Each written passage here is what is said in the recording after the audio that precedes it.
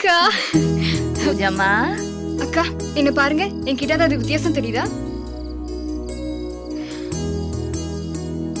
கண்ணெல்லாம் செவந்திருக்கு, உடம்பெல்லாம் மெருகேறி இருக்கு, பேச்சுல ஒரு சந்தோஷம் தெரியுது. கள்ளி, நீ நினைச்சது நடந்துருச்சு இல்லையா? ஆமாக்கா. நீ ஜெயிச்சுட்டடி. சரி சரி, சும்மா பேசிட்டு இருக்காதீங்க. காஃபி கொடுங்க, வீட்டுக்காரர் எழுப்பணும்ல. அடி பாவி, ஒரு ராத்திரிக்கே வா. என்னங்க, காஃபி கொண்டு வந்திருக்கேன். அங்க வச்சுட்டு போ.